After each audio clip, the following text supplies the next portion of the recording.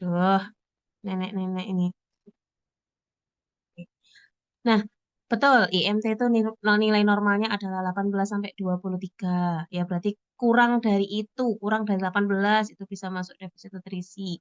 Terus lihat tampilan pasiennya. Misal kulitnya keriput, badannya kurus kering, terus perutnya buncit, itu juga bisa diarahkan ke sana. Itu defisit nutrisi.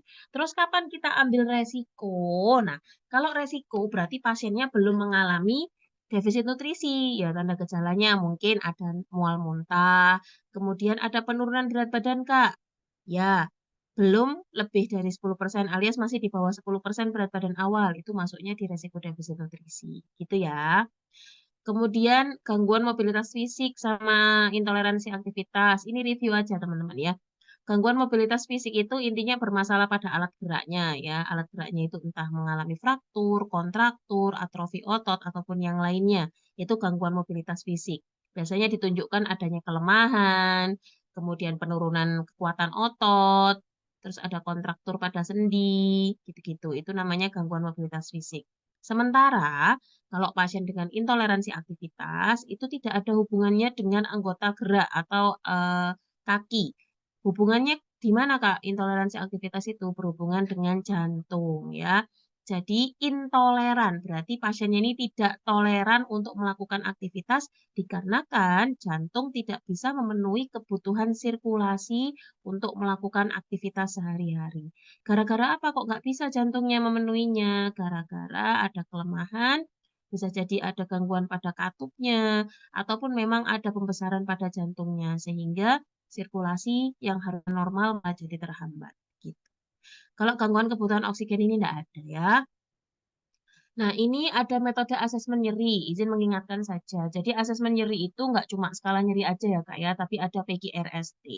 P-nya itu apa sih? P-nya itu adalah provocation, di mana apa yang memicu atau memperburuk rasa nyeri yang dirasakan. Kelihatan nggak sih atau kurang gede? Gini ya, tak gede lah ya.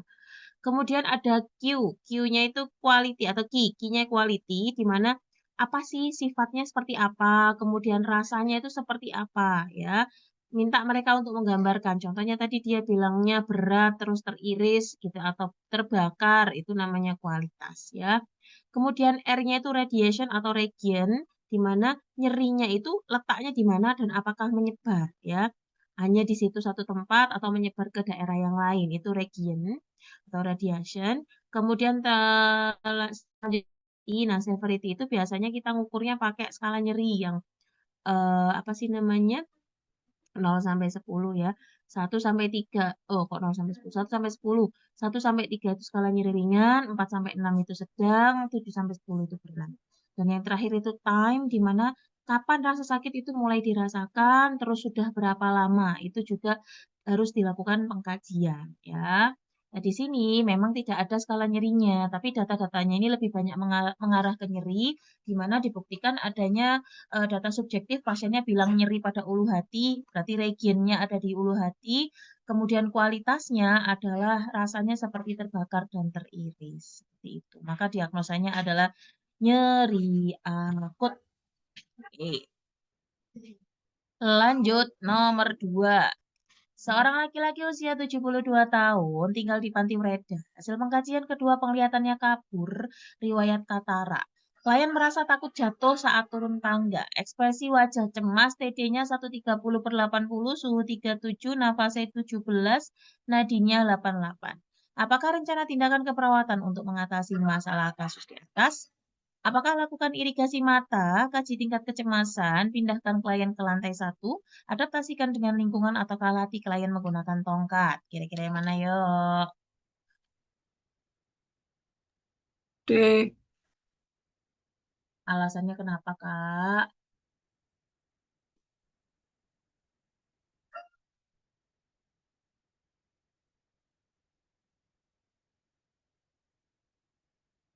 Yang mana alasannya? Alasannya kenapa?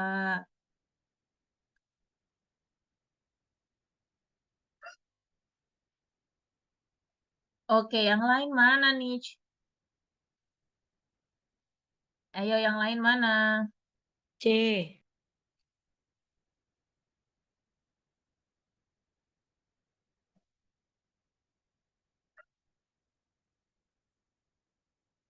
Kenapa, Kak?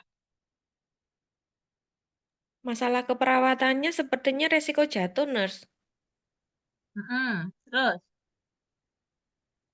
Jadi tak pindah aja ke lantai 1. emang dia tinggalnya di lantai 2.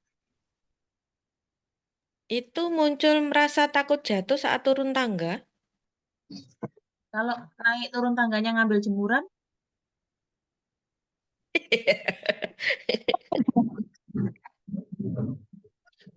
Tapi kalau D itu kan tidak menyelesaikan masalah ya, Nas? menurut teman-teman menyelesaikan nggak? Ayo. Enggak. Apa? Ini kan dia tinggal di panti Wedan ya. Terus Katara, penglihatannya kabur. Ingat, ada fungsi untuk modifikasi lingkungan. Ya, oke. Nah, di modifikasi lingkungan, nah ini kira-kira memungkinkan nggak? Kalau semisal pindahkan klien ke lantai 1, ini datanya cuma dia takut saat turun tangga. Kita nggak tahu dia itu betul-betul ada di, kecuali kalau di soal disebutkan pasien berada di lantai 2 kamare gitu ya. Kalau teman-teman ambil itu, oke, tak benarkan. Ini kan nggak ada keterangannya. Bisa jadi tadi naik turun tangga tuh ngambil jemuran, gitu. Atau jemur bantal mungkin. Berarti yang cocok yang mana? Nah, di sini berarti yang di-highlight itu bukan perkara dia takut jatuh turun tangganya, Kak, tapi dari penglihatan matanya yang mulai kabur. Berarti mana yang paling cocok kira-kira? Kak. Kak, Eh, latih dengan menggunakan tongkat. MK-nya apa? Kalau latih menggunakan tongkat itu masalahnya di apa? Tongkat itu untuk gangguan mobilitas fisik loh, Kak. Mobilitas itu. Berarti adaptasikan dengan lingkungan. Kenapa lah? Di sini adaptasikan dengan lingkungan tuh maksudnya gini loh. Pernah nggak sih teman-teman itu ada orang tua ngelihat ya, ada orang tua. Beliau ini penglihatannya nggak seberapa tajam, tapi dia tuh tahu letak dimanapun benda-benda itu ditaruh. Kenapa? Karena dia kenal sama lingkungannya. Nah, itu harus dilakukan jawabannya makanya D adalah kita mengadaptasikan si lansia tersebut itu dengan lingkungan panti. Dengan harapan gini, Nek, di sini ya, di sini itu kamar mandi. Misal panti itu kalau setahu saya ya, kamarnya itu lebar dan tempat tidurnya tuh kan banyak ya. Satu kamar tuh bisa mungkin 10 orang gitu kan. Itu kita adaptasikan, Nek. Nah, ini di sini kalau mau ke kamar mandi, ini ada pegangannya di sini. Arahnya di sini, pelan-pelan. Terus di depan kamar mandi itu ada geser ya. Beliau ini kan penglihatannya kabur ya. Kabur itu bukan nggak kelihatan sama sekali loh teman-teman. Kelihatan, cuma belabur. Belabur itu bahasa Indonesianya apa ya? Ya itu kabur tadi nggak seberapa jelas gitu. Nah itu makanya fungsi kita adalah mengadaptasikan klien dengan lingkungan biar tahu. Oh kalau mau ke kamar mandi itu pegangannya ke arah sini. Kemudian kalau semisal mau balik lagi atau di kamar mandi itu juga dimodifikasi lingkungannya dikasih pegangan juga. Biar apa? Biar pasiennya nggak mengalami jatuh. Kalau semisal teman-teman ngambil apa sih optionnya adalah menggunakan tongkat, di sini mana buktinya kalau pasien ini mengalami gangguan di mobilitas fisik. Sementara penggunaan tongkat itu biasanya diberikan pada pasien-pasien dengan gangguan mobilitas fisik untuk membantu berjalan. Nah, ini itu bukan perkara jalannya yang bermasalah, tapi dari penglihatannya. Nah, gimana caranya si pasien itu tuh paham dengan lingkungan sekitarnya. Kak, nanti kalau semisal tiba-tiba ada temennya yang naruh baju atau alat sembarangan, ya itu tugas dari petugas pantinya untuk memastikan bahwa lingkungannya ini aman, ya, aman untuk si lansia itu tadi. Kalau ngambil pindahkan klien ke lantai 1, nggak ada datanya di sini. Dia cuma bilang takut jatuh saat turun tangga. Nah, nggak bisa diambil itu karena datanya sangat minim sekali gitu. Jadi jawabannya adalah D. Adaptasikan dengan lingkungan, di mana tujuannya adalah mengenalkan pasien dengan lingkungan di sekitarnya, agar pasien itu mandiri dan mampu melakukan kegiatannya serta terhindar dari jatuh. Kecuali kalau di Sasus, nggak munculkan pasiennya ini mengalami gangguan gaya berjalan atau mungkin gangguan mobilitas fisik gara-gara ada nyeri pada kaki, itu boleh kalau mau teman-teman ambil penggunaan tongkat. Gitu ya. Ini diagnosanya resiko jatuh. Oke. MK-nya resiko jatuh. Cus ya. Ini nanti banyak instrumen lagi ya, Kak ya. Ada beberapa instrumen baru yang tak munculkan. Nah, ini juga. Ini yang baru. Kemarin belum pernah saya ajarkan terkait hasilnya. MNA. Seorang lansia sudah tinggal di panti jompo selama 2 minggu ini. Pasien datang ke panti jompo dikarenakan dibuang oleh anaknya dan suaminya baru meninggal 2 bulan yang lalu. Lansia sudah 5 hari ini tidak mau makan, hanya minum saja. Saat dilakukan pengkajian, pasiennya kurus, lemes, rambutnya rontok. Perawat melakukan screening nutrisi dengan MNA. MNA itu apa kepanjangannya?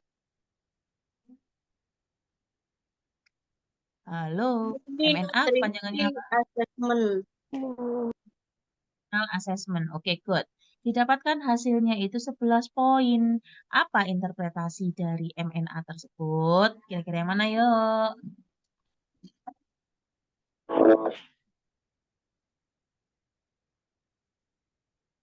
Pas. Gak apa-apa, Bu. Ayo, Bu. Bu Endang, Yuk. keluar ruangan. Quick. Pas. Pas. Pas aku, Kak. Pas. Lanjut penjelasan, Nurse. Oke. C. B. Oke. Tak tunjukkan kuesionernya ya, biar ngerti bentuknya gimana.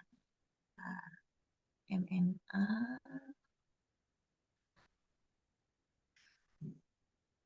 Nah, ini namanya kuesioner mini nutritional assessment ya. Mini nutritional assessment itu prosesnya ada 2 macam, Kak. Yang pertama kita screening dulu, kemudian yang kedua baru kita tentukan skor malnutrisinya. Nah, ini screeningnya itu di sini. Tadi kan yang pertanyaan saya adalah screening. Mulai dari A, apakah asupan makanan berkurang selama 3 bulan terakhir? Nanti ada jawabannya, ada poinnya. Tinggal teman-teman checklist. Habis itu, nah skor screeningnya inilah yang penting.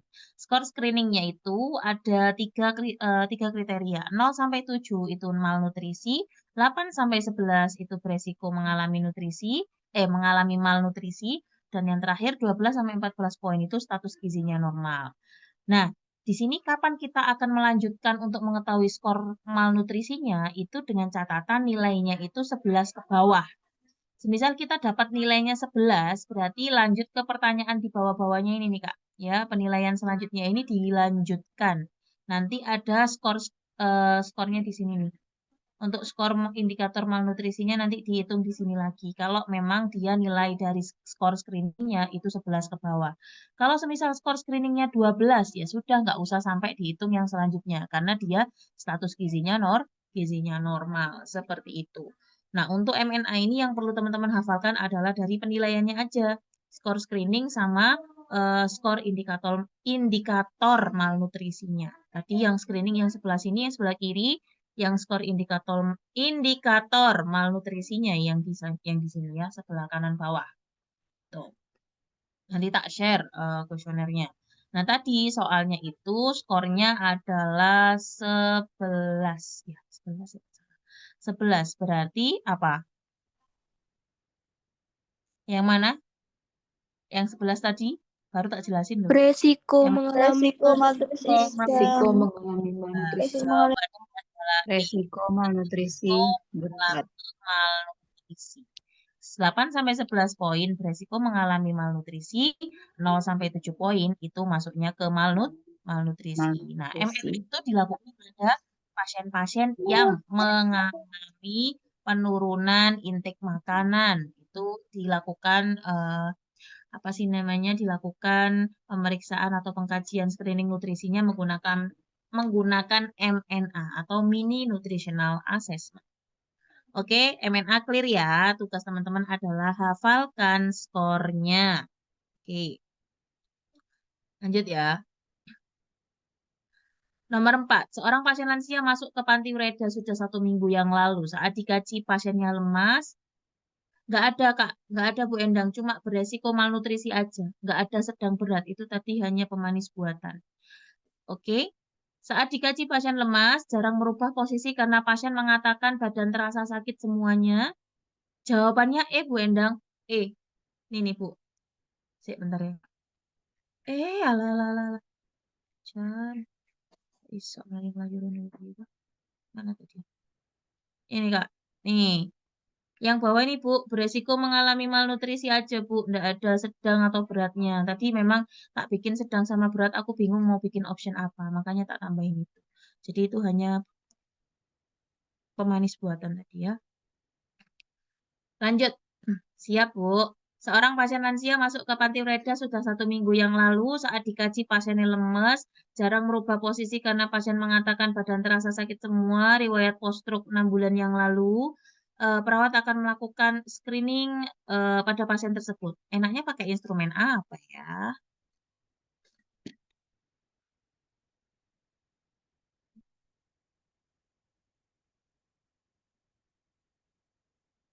Ayo apa? Ayo apa yuk? Skor Norton untuk dekubitus. Alasannya mana? Resiko dekubitus soalnya pasiennya ini nurse apa post-stroke. Post-stroke. Ya, oke siap. Jarang merubah posisi. Suaranya siapa ini? Regita, Agita. Oh, oke, siap. Regita. Oh, Agita. Oke, makasih Kakak. Nah, di sini di sini yang paling tepat adalah betul menggunakan skor Norton. Alasannya apa? Pasiennya lemes, riwayat post-stroke, kemudian dia ini jarang merubah posisi karena badannya pegel semuanya. Makanya karena ada eh, apa ya, perubahan posisi yang tidak sesering orang yang normal, alias dia ini bisa dikatakan bed rest, maka dia ini sangat beresiko tinggi mengalami dekubitus. Maka pengkajiannya yang paling tepat adalah menggunakan skor Norton. Atau satu lagi apa Kak, selain Norton? Braden. Depannya Braden scale. Oke, sip. Nah, ini bentuk dari si Norton itu tadi. Jadi ada beberapa indikator yang perlu kita perhatikan dari mulai kondisi fisik, kondisi mental, kegiatan, mobilitas, dan inkontinensia. Nah, di sini nanti teman-teman nilai sesuai dengan kondisi pasiennya dan teman-teman interpretasikan ya. Nilai maksimalnya 20, nilai minimalnya 5. Kalau dibilang resiko dekubitus itu kalau nilainya kurang dari 14 gitu ya. Dijumlahkan semuanya kalau kurang dari 14 pasiennya beresiko mengalami dekubitus. Kemudian kita review ya. MMSE untuk apa? MMSE untuk Fungsi apa? kognitif. Kemampuan memori kognitif. Bartel Index. Kemandirian pasien. Kemandirian. Oke. Opcall ini untuk apa sih kualitas hidup. Ini nggak nyampe sini nih ke Jawa, tapi nggak apa-apa buat option. Norton untuk resiko dekubitus. Yang terakhir untuk apa? Kognitif. Sama ya untuk fungsi kognitif.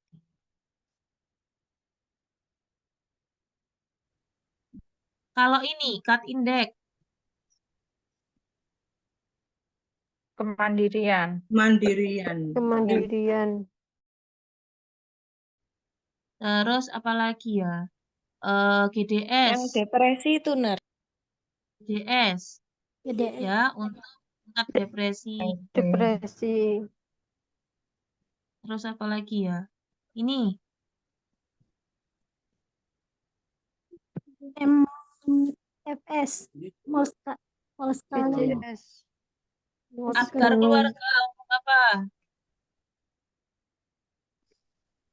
Ayo, Apgar Interaksi untuk lansia dengan lingkungan. betul. Ketahui interaksi lansia dengan lingkungan. Good. Dengan lingkungan. Terus Volmore scale, FMS ya. Apa? Namanya juga vol, berarti Risiko jatuh. apa lagi ya? Udah ya. Setahu ini. Oh, MNA ya tadi, jangan ditinggal, kasihan dia. MNA untuk Nutrisi. Oke, ya ini ya Kak ya. Ini kira-kira beberapa instrumen yang masuk di keperawatan gerontik. Mulai dari MMSE, ini mental state examination, itu untuk fungsi kognitif, indeks Bartel untuk atau Bartel Index itu kemandirian pasien, OPCOL itu untuk kualitas hidup, Norton atau pakai Braden Scale ya. Di sini tak tambahin Braden Scale. Itu juga untuk resiko dekubitus, terus SPMSQ itu untuk fungsi kognitif juga. Kemudian ada CATS Index itu untuk kemandirian juga sama dengan indeks Bartel. Kalau ditanya kapan kita pakai indeks Bartel, kapan kita pakai CATS, terserah yang mengkaji ya, nggak ada ketentuannya. Kemudian GDS itu untuk tingkat depresi, kemudian ada Apgar keluarga, ini beda sama Apgar bayi loh ya. Apgar keluarga itu untuk mengetahui interaksi lansia dengan lingkungan sekitar, baik dengan anggota keluarga ataupun dengan masyarakat. Kemudian ada FMS itu untuk resiko jatuh dan MNA itu nutrisi. PSQ itu apa, Kak? Tidak disingkat, Kak. PSQ itu apa? Kepanjangannya. Ini tadi ada yang ngomong PSQI nurse ini. Apa ini? Untuk kualitas tidur nurse. Oh, untuk kualitas tidur. Oke nih, ditambahin temennya ya. Kepanjangannya apa, Kak? CR arek iki. Termasuk aku. Untuk kualitas tidur ya. Dicari dulu di internet. Kira-kira ini kepanjangannya apa nih? PSQI. Nanti cariin ya. PSQI itu kepanjangannya apa? Pengkajiannya untuk kualitas tidur. Pengkajian kualitas tidur lansia ya. Iya, memang lansia itu kualitas tidurnya mengalami gangguan. Nah, ini GS. Ini nih. Pittsburgh Sleep Quality Index. Nah, tak tulis ini, Rek. Tulisannya cek angele lah ini. Pittsburgh BURGH Sleep Quality Index. Sleep Quality Index. Ya, guys, ini tak screenshot saya. Klik. Oke, good. Ingetin ya nanti Kak screenshotannya. Udah, lanjut nomor 5. Seorang lansia datang ke Polimata dengan keluhan mual muntah saat sakit kepala, penglihatannya kabur, ada pelangi di matanya, di penglihatannya saat melihat lampu. Sudah dialami 1 minggu yang lalu. Klien menanyakan tentang apa yang dialaminya pada dokter. Apa ini kondisinya?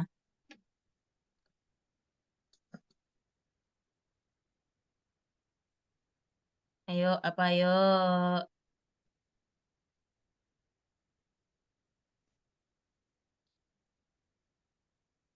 Katara, opo glaukoma. Ayo. Glaukoma perdarahan. Katarak. Ah, masa sih? Katarak. Glaukoma.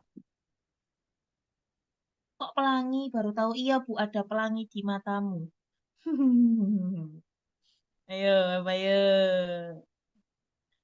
Tanda gejala katarak itu apa sih? Sama-sama melihat sesuatu kalau semisal ada cahaya, tapi beda yang dilihat ya. Nih, katarak itu adalah gimana yang biasanya teman-teman lihat katarak itu apanya yang buram kalau kelihatan? Lensa mata. Penglihatan. Lensa mata. Matanya. Oh, lensa mata. Ini tanda gejala katarak itu pandangan kabur seperti berkabut. Sama ya, sama dengan yang di soal. Terus melihat lingkaran di sekeliling cahaya. Jadi kalau lihat lampu tuh kayak ada lingkaran-lingkaran gitu. Itu namanya katarak. Kemudian pandangannya ganda, double ya. Kemudian penurunan penglihatan pada malam hari. Terus silau kalau lihat lampu matahari itu silau. Kemudian kalau semisal ngelihat sesuatu, itu warnanya tuh kayak pudar gitu loh, Kak. Kalau ibaratnya foto itu nggak HD ya, nggak high quality. Jadi kayak pudar gitu warna yang dia lihat. Itu katara. Nah, di sini kata kuncinya adalah melihat pelangi ditulis. Baiklah. Oke, wait. Mari kita mencoret. Katarak dulu ya, guys. Katarak Ya, tadi, benar.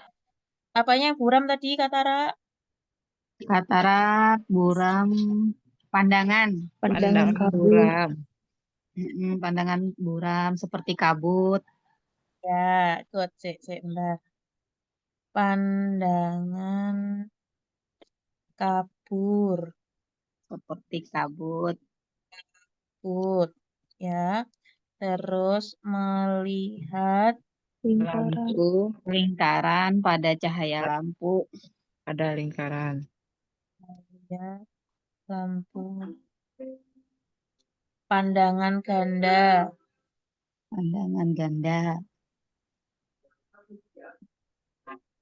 Kemudian penurunan penglihatan Penglihatan pada malam hari. hari. Silau, ners. Silau, yes. Karena mungkin pakai Pantene, ya silau ya. Atau sunslick. Terus yang satunya warna di sekitar terlihat memudar.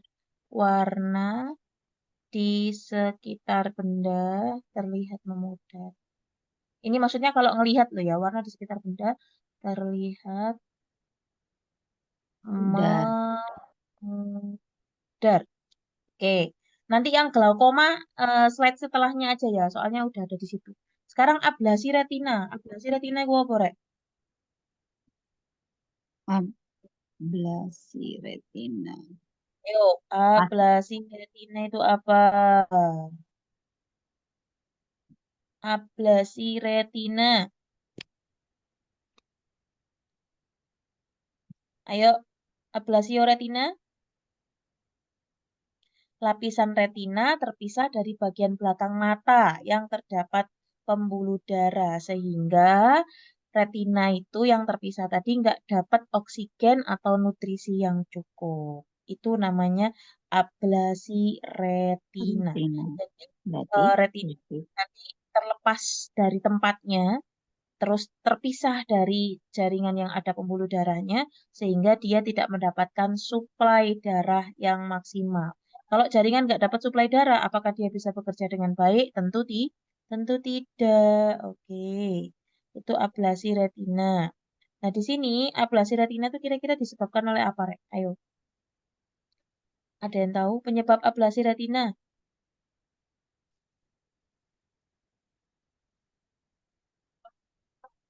Biasanya gara-gara penyakit kayak hipertensi bisa, peradangan pada pembuluh darah yang ada di mata bisa, itu juga bisa masuk ke situ. Nah, faktor usianya itu biasanya terjadi pada faktor resikonya biasanya terjadi pada usia di atas 50 tahun. Ini gejalanya aja yang tak tulis ya. Fotopsia, ada yang tahu nggak? Fotopsia. Melihat kilatan cahaya. Kemudian lapang pandang menyempit.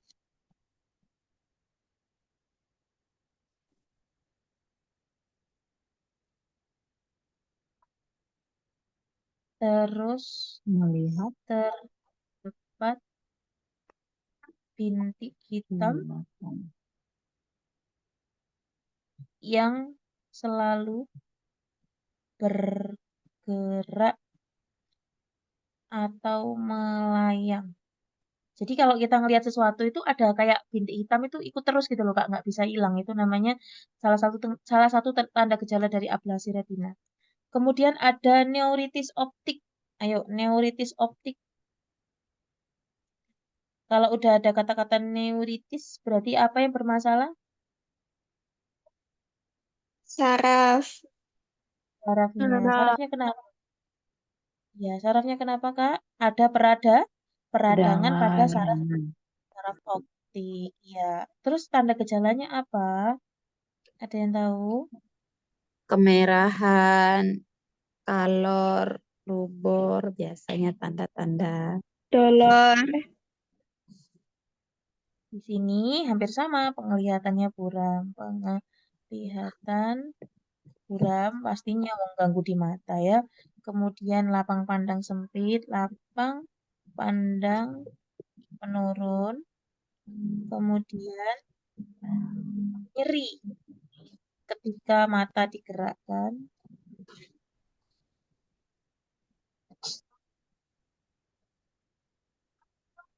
terus sebagian warna terlihat lebih redup. Paling ini nih yang bisa dijadikan patokan ya, nyeri ketika mata digerakkan. Kemudian degenerasi makula. Ada yang pernah dengar? Nama-namanya bagus-bagus ya. Degenerasi makula. Ayo, ada yang tahu? Degenerasi makula adalah kehilangan penglihatan, yaitu namanya degenerasi makula. Biasanya terjadi pada orang-orang yang seperti apa degenerasi makula itu? Yang udah apa? Udah sepuh ya, lansia ya. Di sini penyebabnya itu usia, obesitas, hipertensi, kemudian ada riwayat degenerasi makula sebelumnya. Gejalanya hampir sama, namanya juga masalah di mata ya, pasti pandangannya buram. Udah kita operin Kak. Dan Pindah serat. kemampuan penglihatan, kesulitan melihat di kondisi gelap. Terus ada distorsi penglihatan. Paham nggak, Rek, teman-teman? Distorsi penglihatan tuh gimana? Distorsi penglihatan, kalau kita lihat garis lurus, dia tuh garisnya kayak bergelombang. Garis lurus terlihat bergelombang.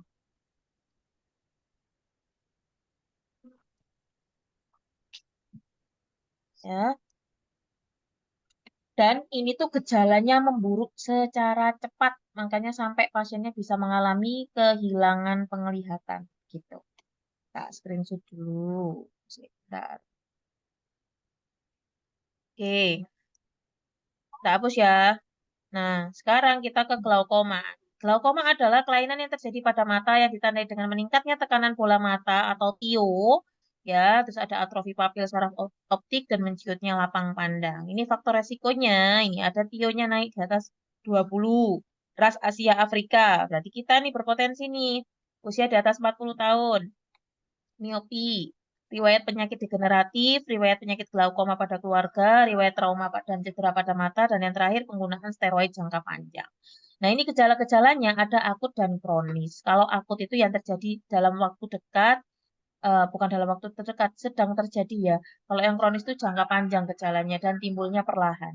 Kalau yang akut itu tiba-tiba sakit kepala, mual muntah, pas waktu dicek ke dokter mata, TIO-nya naik di atas 40.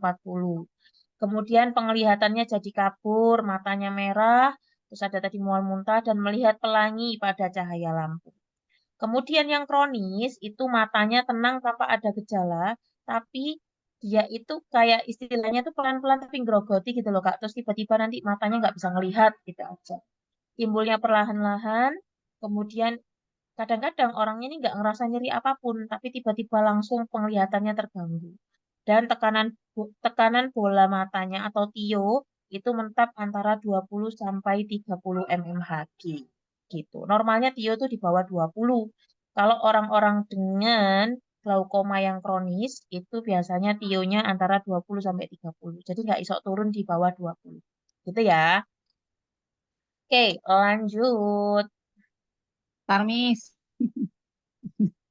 Nomor Penglihatan. 6. Seorang laki-laki berusia 80 tahun sudah berada di panti rukun ibu selama 2 bulan. Menurut dokter, pasien didiagnosis mengalami rematik. Berdasarkan hasil pengkajian tingkat kemandirian yang didapatkan dalam memenuhi kebutuhannya, pasien dikategorikan mandiri dalam semua hal, kecuali mandi, berpakaian, dan satu fungsi lain. Apa kategori KATS indeksnya? Monggo. Indeks. B, Kak. B. Winners. Cuts indeksnya B. Oh, maksudnya pilihan B. Oke, kita tunggu yang Ya. lain. Yuk, yang lain.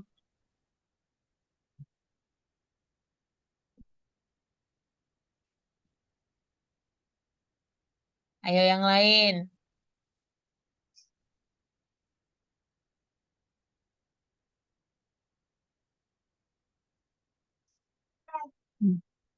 Ini aku udah bakal nyerang.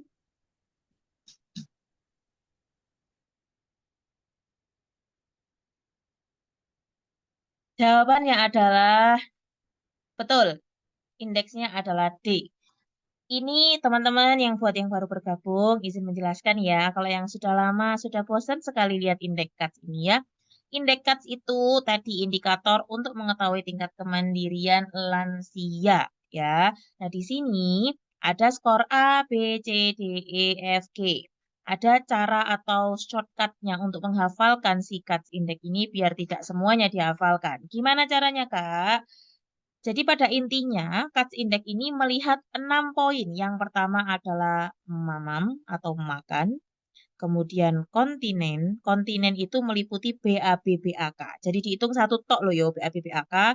Kemudian berpindah ke kamar kecil, berpakaian, dan mandi. Jadi ada 6 poin ini. 1, 2, 3, 4, 5, 6. Tugas teman-teman ketika menemukan soal seperti yang tadi sudah saya munculkan, indeks cuts itu tadi, maka teman-teman harus menilai kira-kira dari 6 ini tuh mana yang dia nggak bisa. Mana yang dia itu membutuhkan bantuan. Tadi itu 3 yang nggak bisa, yaitu mandi, berpakaian, dan 1 fungsi tambahan. Berarti ada 3 poin yang nggak bisa. Kalau teman-teman mau ngafalin sesuai di kotak kriteria ini, monggo. Tapi saran saya, ini adalah caranya. A, itu dia bisa semuanya. Saya tulis dulu. Bisa semua, alias positif 6. Positif 6 itu bisa semuanya. Nah, kebalikannya A itu adalah tidak Tidak bisa bisa semuanya. semua, alias 0 atau minus 6 gitu aja, minus 6. Oke. Kemudian untuk B, C, D, E, F itu kita urutkan dari atas. Ini dibaca kriterianya dulu. B itu kemandirian dalam semua hal kecuali 1. Berarti minus 1. Nah, 1.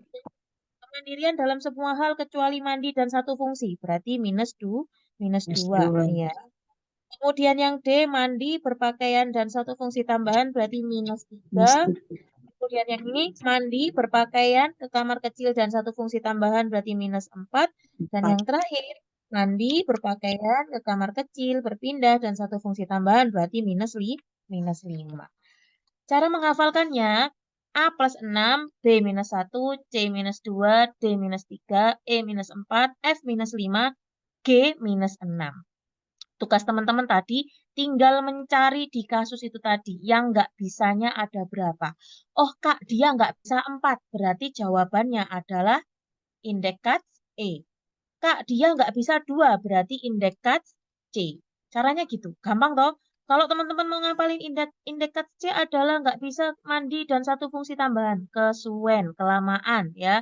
Makanya Kak cari tahu aja dia itu nggak bisanya berapa, baru nanti tinggal ditentukan skornya itu masuk A, B, C, D, E, ataukah sampai G. Gitu. Kira-kira di sini buat yang teman-teman yang baru bergabung, ada yang mau ditanyakan atau yang jarang ikut Zoom? Ayo, ada yang mau ditanyakan nggak indeks cuts-nya ini? Atau sudah, oh gampang banget ternyata ya. Ayo, gampang ya. Tinggal dinilai aja mana yang dia nggak bisa.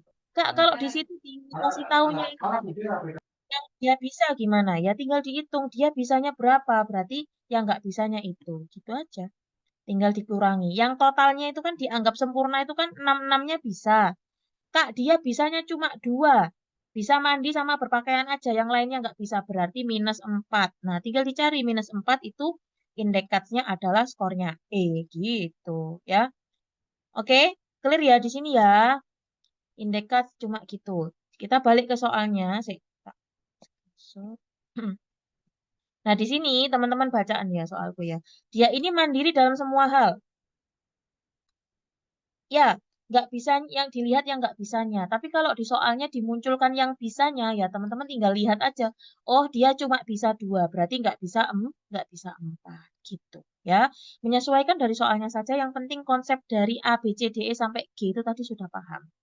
Di sini itu dikategorikan mandiri dalam semua hal, kecuali mandi 1, berpakaian dan 1 fungsi tambahan. Berarti minus 3. Kalau minus 3 itu masuknya apa? Jawabannya adalah D. Kalau C minus berapa, Kak?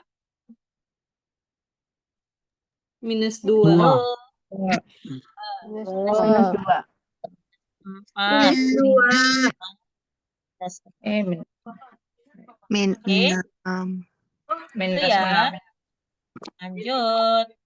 Gampang loh.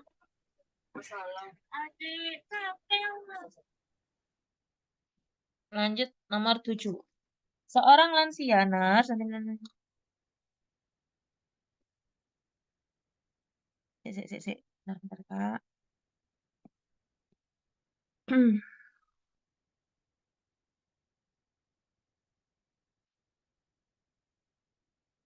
Oke, siap.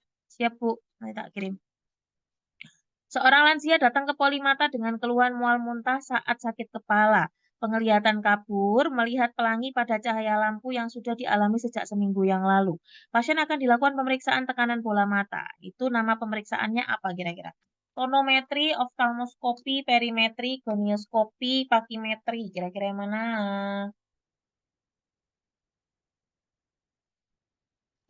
Tonometri. Oke.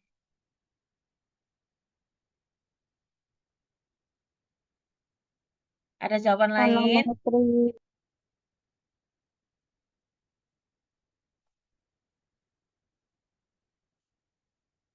Oke ya, jawabannya adalah si Pak Tono ya, tonometri.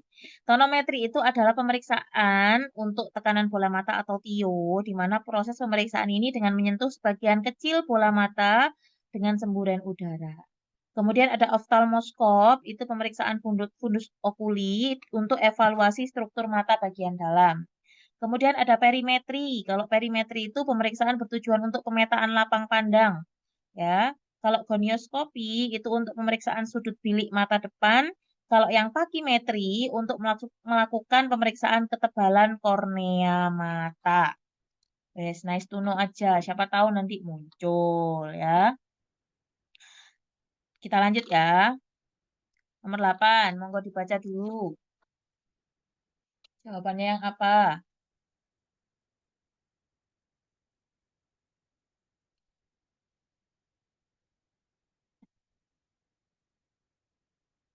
Ayo, jawabannya apa? Ayo.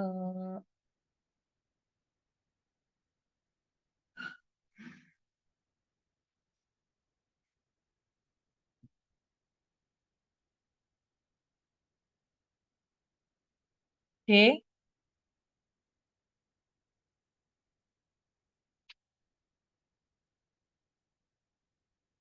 Bu Endang. Bu, ini aku lagi cari nih ya. Di Ikatan Ahli Urologi mengatakan bahwa inkontinensia mana tadi ya ampun tadi sik Bu. Sik. Wis tak woco iso ilang. Bentar.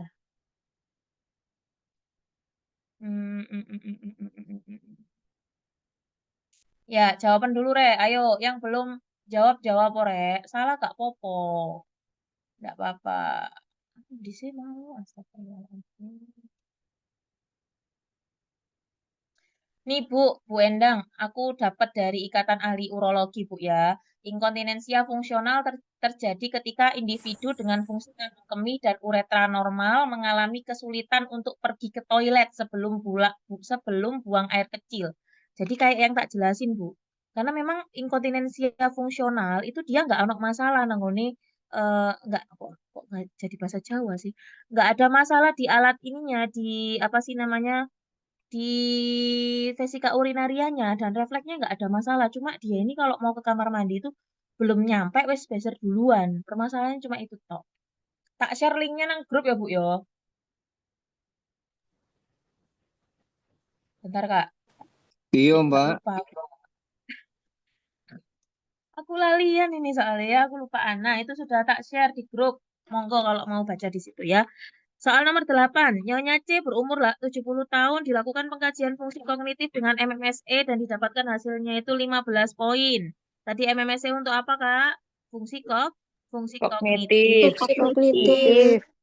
Interpretasinya apa? Nah, interpretasinya adalah ini nih, MMSE itu nilai normalnya 24 sampai 30. Kemudian 0 sampai 16 itu namanya definite gangguan kognitif. Kemudian yang 17 sampai 23 itu probable gangguan kognitif. Yang tadi 24 30 itu normal ya. Loh, ini kok jawabannya ini belum tak ganti jangan-jangan. Tadi jawabannya apa sih? Oh iya, ini tak revisi sih. Ini belum tak ganti sampingnya.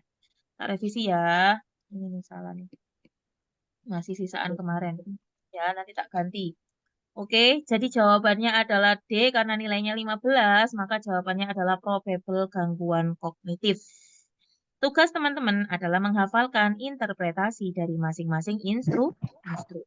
Probable Siapa yang tahu? C kayak tadi. Siapa D, Kak? Oh, la haula wala quwata. Ya, Kak, nanti tak ganti. Maaf ya, oke. Nanti tak ganti nih C ya, jawabannya ya probable. Pokoknya intinya 15 itu probable gangguan kognitif antara 17 sampai 23. Ini nomor berapa sih? Tak tulis sih, nomor 8. Oke, lanjut ya. Soal 8. Oke. Nomor 9. Nah ini, Bu Endang. Seorang lansia datang ke poliklinik dengan tujuan untuk memeriksakan keluhannya. Lansia mengatakan bahwa ia akan BAK setelah 2 jam sarapan. Apakah jenis inkontinensia urin yang dialami?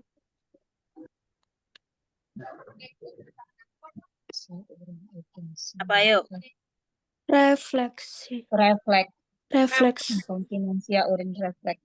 Karena dia ngerti pola BAK-nya. Setelah 2 jam sarapan dia pasti BAK. Mantap. Keren, Rek. Oke, good. Ya, kita jawab satu-satu. Urgensi itu untuk apa urgensi? Oh, untuk apa? Kondisinya gimana kalau inkontinensia urgensi? Arjen. Baru ada keinginan BAK, langsung BAK. Jadi baru mikir nih Kak, aduh pengen pipis, langsung brebes milia, langsung keluar itu pipisnya. Itu namanya inkontinensia urin urgensi. Kalau refleks tadi, mengetahui pola BAK-nya. Tapi dia ini tidak bisa merasakan rangsangan untuk BAK ya, tidak bisa merasakan rangsangan BAK. Tidak bisa merasakan rangsangan untuk BAK, tapi dia tahu pola BAK-nya. Contohnya ini tadi, 2 jam lagi nih aku bakalan pipis nih, gara-gara habis sarapan, habis minum. Kalau inkontinensia urin stres, apa Kak? Kayak Buat Kalau bersin, ketawa bersin keluar. Ketawa. adanya tekanan angkat beban berat. abdomen. Ya, wes gampang ngapalinnya kayak Nunung ya, beser pokoknya kalau ketawa ngakak ya, itu inkontinensia urin stres. Ketawa, bersin, batuk, ngangkat benda-benda yang berat itu bisa memunculkan cerit tiba-tiba pipis. Oke. Kemudian yang inkontinensia urin fungsional tadi tidak bisa mencapai toilet ya. Tidak bisa mencapai toilet. Apakah dia merasakan pengen pipis? Iya, bisa merasakan, bisa merasakan keinginan berkemih. Tapi nggak bisa sampai toilet karena keduluan ambiar duluan ya. Kalau inkontinensia urin berlebih apa? Tripling. Urin tripling. Nah, dribblingnya gara-gara apa? Karena sering nahan pipis ya, jadi BAK-nya netes gitu. Ya, inkontinensia diakibatkan oleh over tensi vesika urinaria. Tanda gejalanya urin dribbling atau urinnya itu menetes. Apalagi yang belum ya di sini ya? Fungsional, stres, Berlanjut belum, Nurse? Urin inkontinensia berlanjut. Setelah refleks itu ada inkontinensia urin berlanjut. Inkontinensia urin berlanjut itu tidak bisa merasakan BAK dan tidak tahu pola BAK. Terus gimana pipisnya? Ya beser. Kan nggak ngerasain, terus nggak tahu polanya. Ya wes, pengen keluar ya keluar aja gitu. Itu inkontinensia urin berlanjut. Ya, jadi ada 6 ya. Inkontinensia urgensi itu ya ampun pengen pipis, baru ngomong kayak gitu udah langsung pipis. Itu inkontinensia urin urgensi. Inkontinensia urin refleks itu mengetahui pola BAK dan tidak bisa merasakan keinginan untuk BAK tapi paham kapan dia akan BAK. Itu refleks. Kemudian inkontinensia urin stres itu akibat ada tekanan pada intraabdomen ya akibat ketawa, bersin, batu atau mengangkat benda-benda berat. Kemudian inkontinensia urin fungsional itu tidak bisa mencapai toilet walaupun dia itu bisa merasakan keinginan berkemih seperti orang yang biasa, normal. Kemudian ada inkontinensia urin berlebih akibat teman-teman ini sering menahan pipis ya. Jadi overdistensi vesika urinaria akhirnya urinnya ini overload terus netes atau dribbling. Dan yang terakhir ada inkontinensia urin berlanjut di mana tidak bisa merasakan BAK dan juga tidak tahu pola BAK-nya gitu. Oke, ada yang mau ditanyain di inkontinensia? Clear? Clear ya? Clear. Ini kalau mau ininya boleh di sini ya. Lanjut. Seorang lansia dirawat di panti jompo dengan keluhan nyeri sendi. Pada saat dilakukan pengkajian, pasien bisa menahan BAB dan BAK. Toileting, makan, dan minum sendiri, mampu ke kamar kecil dan berpakaian dilakukan sendiri. Apakah tingkat ketergantungan pada lansia menurut indeks Katz? Tadi kan scoringnya, sekarang itu analisanya.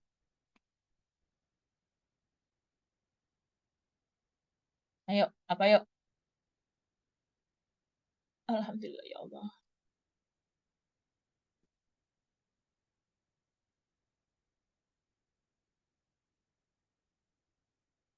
Ayo, ayo, ayo, ayo. Yang mana jawabannya? D. Mandiri.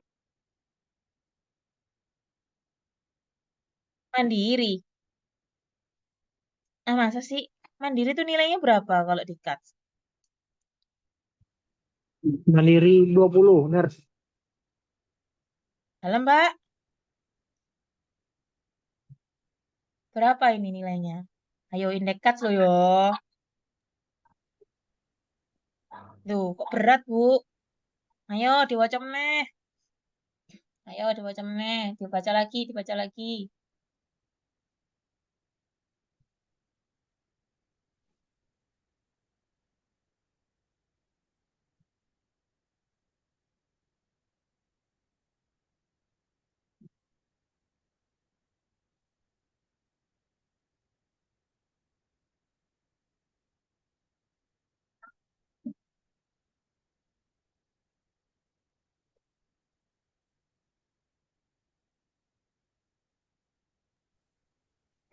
Langsung bisa menahan BAK, toileting. Ayo. Yang ringan, Nurse, ketergantungan ringan. Ringan. Oke. Kenapa alasannya, Beb? Alasannya apa? Ringan karena ini kalau dihitung skornya itu 60. Kalau ringan itu 41 sampai 60. Nah, ini indeks Katz, sayang. Oh, indeks. Ringan 12 sampai 19. Kan. Yo, indeks Katz lo ya. Sedang ya, Nurse. Pasien bisa BAB, toileting, BAB. Kamar kecil, berpakaian sendiri. Ojo kebalik sama Bartel Indek lo yo. Ini cuts lo yo. Cuts Sedang, tadi kan nurse. skornya kan A sampai G. Itu kan kalau ditanyain skor. Ini yang ditanyain adalah tingkat ketergantungannya menurut si cuts. Ada nanti. Jawabannya B. Sedang ya, nurse. Ya, alhamdulillah. Jawabannya sedang. Kok bisa? Nah, ini loh, Rek. Total poin yang di bawah ini loh. Kelihatan nggak sih? Kelihatan ya? Nah, di sini untuk nilainya ya tetap 1 per poin, teman-teman ya. Tadi itu nilainya apa aja yang bisa. Kita lihat ya di sini ya. BAP PAK 1. Toileting 2. Makan 3. Makan minum jadi 1 ya, sepaket. Mampu ke kamar kecil 4. Berpakaian 5. Indeks itu ada berapa poin? 5 apa 6? 6. 6. 6 poin. Ini baru bisa 5. Nah, di sini ini interpretasinya. Dinyatakan betul-betul mandiri itu kalau nilainya 6. Nah, nih tak tulisnya ya. Sebentar. Mandiri itu 6. Oke. Kemudian 3 sampai 5 itu sedang. Ya. 2 ke bawah itu berat. Kemudian 0 itu rendah atau sangat bergantung. Ini interpretasinya Kak. Makanya aku tadi kaget kok ada yang nilainya 60 itu dari mana ya. Kan nilainya cuma 1 poin tok. 1 dari 6 poin tadi dinilai dia bisanya berapa? Mandiri itu 6, 3 sampai 5 sedang, di bawah 2 itu berat, 0 itu sangat bergantung. Gitu. Itu klasifikasi dari indeks CATS. Jadi indeks CATS itu nggak cuma skor tok ya, skor yang A, B, C, D, E sampai G tadi, tapi juga ada untuk interpretasinya seperti itu, ya. Paham, Rek? Gampang ya, Kak? Siap, seperti biasa dihafalkan penilaiannya. Ya. Lihat soalnya, Mas. Apa, Kak? Boleh lihat soalnya. Boleh, sebentar-bentar. Sik, Kak, sedikit. Nih, dia tadi 1, 2, 3, 4, 5. Gitu. Sik, apa ini ada komen apa? Dia tidak bisa apa, Mas? Hmm? Yang dia tidak bisa apa, Mas? Makan bisa, BAB, BAK bisa, berpindah kan ke kamar kecil, berpindah terus Mandi. Tuh, beda. Mandi. Berpindah sama ke kamar kecil tuh beda. Posisi beda. Jadi itu Beda. ya, dia nggak bisa mandinya ya, Mas. Duh, toileting Toileting 1. berpindah, Kak. Ini yang nggak bisa cuma berpindah. Berpindah. Berpindah Ke posisi. kamar kecil itu beda loh ya. Mampu ke kamar kecil tidak masuk berpindah ya, Mas. Bukan, beda. Loh, kok gini sih tulisannya? Bentar. Nih, beda. Jadi ini 5, bisanya 5. Makanya yang nggak bisa kan kemarin ada di soal, bisa BAK sih. Waduh, hilang lagi tulisan. Bentar. Kemarin ada soal, bisa BAK dan BAB sendiri, tapi tidak bisa membersihkan toiletnya setelah BAB atau BAK. Nilainya tetap 1 ya, Nurse. Iya, karena dia di situ kan, kalau semisal dia bisa BAB, BAK, nih, masuknya belakang ya berarti ya. Bentar. Coba kita lihat di sini. BA. Nih, Kak, ke kamar kecil sama toileting itu beda ya. Nih, mana tadi ya? BAB, BAK ya ini ya. Nih, membersihkan genital tanpa bantuan, Kak. Kalau semisal dia bisa membersihkan genital tanpa bantuan, itu nilainya 1. Tapi kalau semisal di sini butuh bantuan untuk menuju atau keluar kok toilet, membersihkan sendiri atau menggunakan telepon, membersihkan sendiri atau menggunakan telepon. Maksudnya itu minta tolong gitu ya. Minta tolong ke perawatnya untuk ini ya. Apa sih, ngeflash gitu kan? ngeflash pupnya. Itu berarti 0 kayaknya, Kak. Dia bisa empuk tok. Nggih, siap, Bu. Dia bisa empuk tok tapi gak iso bersihin kan, gitu soalnya gitu kan? Iya. Itu. Ya kan, soalnya gitu kan, Kak. Dia iso pup dewe, bisa pup sendiri tapi gak iso bersihin. Berarti 0, Kak. Kalau dilihat dari sini, 0 gak sih? Menurut teman-teman 0 gak? Lihatin yang toileting loh. Coba lihat entah. Bisa pup, cuma nggak bisa bersihin. Cebok. Iya, cebok gitu ya. Membersihkan. Kira-kira Iya, masuknya iya. mana? Kira-kira masuknya 0 apa 1? Kalau dari penjelasan di sini. 0 ya? 0 Mbak. 0 sih, Kak. Ya, 0 ya. Berarti Iya 0. Mbak. Nah, di situ tadi kan dimunculin sama kakaknya soal yang kayak gitu. Berarti tugas teman-teman selain ngafalin yang ini, ya harus ngafalin ininya juga nih. Ya bukan ngafalin sih, maksudnya bacaan gitu loh, Kak. Semisal 1 nih ya, kita urai satu-satu ya. Mandi. Sanggup mandi sendiri tanpa bantuan atau hanya memerlukan bantuan pada bagian tubuh tertentu, misal punggung, genital, dan ekstremitas lumpuh. Berarti kalau semisal pasiennya bisa mandi, tapi punggungnya minta digosokin perawat, berarti nilainya berapa? Nilainya 1. Kalau misal mandi dengan bantuan lebih dari 1 bagian tubuh, terus keluar masuk kamar mandi dibantu, dimandikan dengan bantuan total, sudah pasti 0. Ya, berarti semisal punggung, terus misal tangannya minta mandiin, terus dadanya minta mandiin juga, berarti itu nilainya 0. Karena kalau semisal 1 itu hanya bagian-bagian tertentu yang nggak bisa dijangkau, itu baru masuk 1. Kemudian berpakaian. Berpakaian lengkap mandiri bisa jadi membutuhkan bantuan untuk pakai sepatu tok. Ya, pakai sepatu loh ya, yang dibantu itu nilainya tetap mandiri. Tapi kalau semisal ketergantungan, itu membutuhkan bantuan dalam berpakaian, bisa jadi pakaian atasan sama bawahan, atau dipakein semuanya, itu berarti ketergantungan. Kemudian toileting tadi, bisa pup, bisa cebok, itu 1. Kalau yang ke 0, itu bisa pup, nggak iso cebok, nggak bisa bersihin, itu nilainya 0.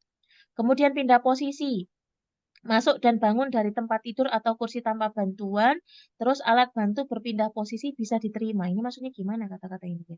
Alat bantu berpindah posisi bisa diterima. Ini ambigu nih. Kemudian butuh bantuan dalam berpindah dari tempat tidur ke kursi atau dibantu total. Intinya ini tuh bisa pindah sendiri, kalau yang ini dibantu gitu. Kemudian kontinensia, mampu mengkontrol secara baik perkemian dan buang air besar alias nggak beser ya, nggak beser gitu. Kalau yang ini ada beser, baik sebagian ataupun total. Kemudian makan, mampu memasukkan makanan ke mulut tanpa bantuan, persiapan makan bisa jadi dilakukan oleh orang lain loh. Berarti dinyatakan mandiri itu dia bisa makan sendiri meskipun nyiapinnya dibantu orang lain. Kalau perawatnya menyiapkan makanan, tapi pasien makan sendiri, itu tetap hitungannya mandiri menurut Katindek gitu ya. Tapi kalau semisal dia makannya dibantu atau makannya pakai parenteral NGT, berarti parenteral ataupun NGT berarti total atau ketergantungan gitu. Ya. Jadi teman-teman minta tolong ini yang indekat, ini poin yang di bawah ini dihafalkan, terus klasifikasi ini nanti dibaca berulang-ulang biar lebih paham. Siapa tahu nanti muncul soal yang seperti dimunculkan kakaknya di bawah. Gitu ya. Ya, Bisa PR-nya, oke, nggak apa-apa. Nanti kalau udah selesai ujian silakan healing, ya. Oke. Lanjut nomor 11. Ini aku pakai GDS yang 30. Aku kemarin dapat soal di mana ya? Dia pakai GDS 30 juga, bukan yang 15. Ya, ini hasilnya 15. Apa berarti?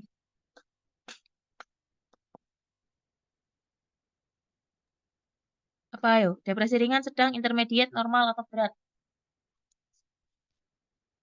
GDS 30 loh ya ini, Kak. GDS 30. Sedang. Ringan. Ayo, nggak ada yang mau pilih normal? Ayo, normal siapa yang mau milih? Berat, berat, Ringan, Kak. ringan. Ayo.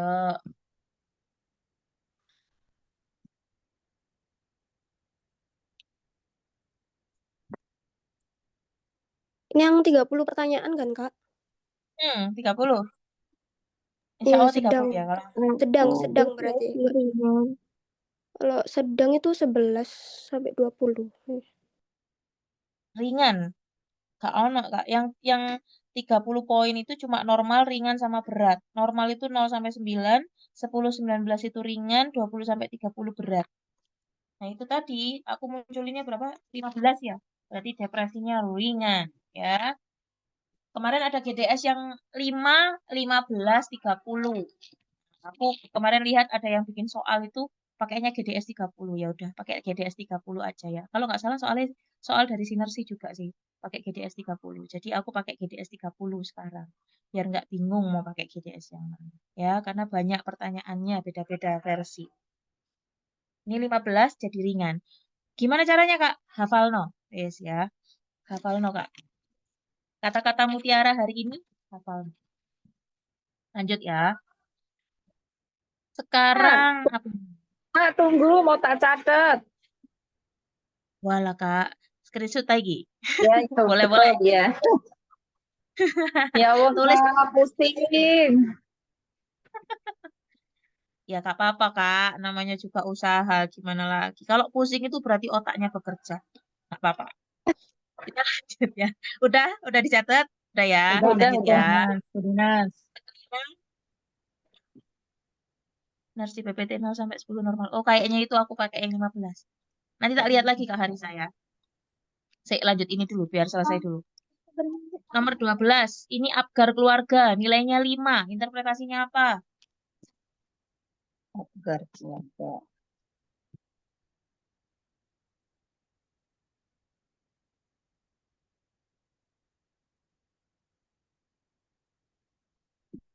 Ayo, berapa, Kak?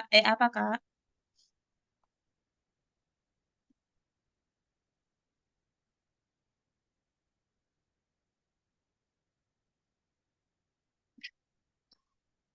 Pas. Pas Kak, aku nggak tahu Kak. Iya, pas Mbak. B. Oke, emang ada yang jawab kok, Kak? Ayo, yang lain. Ada jawaban lain?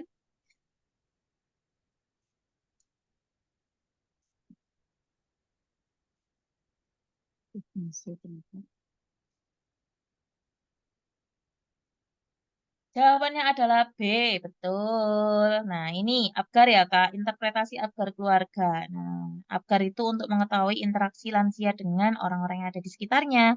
Nah, nilai untuk setiap pertanyaan dijumlahkan dan ditotal. Nah, ini di sini. 7 sampai 10 boleh ditulis. Ayo, yang belum punya catatan ini. 7 sampai 10 itu fungsinya baik. 4 sampai 6 disfungsi tingkat menengah, 0 sampai 3 disfungsi tingkat tinggi. Ini Apgar. 7 sampai 10. Keluarga. Monggo ditulis nggak apa-apa. 7 sampai 10 itu fungsi baik. 4 sampai 6 itu disfungsi tingkat menengah.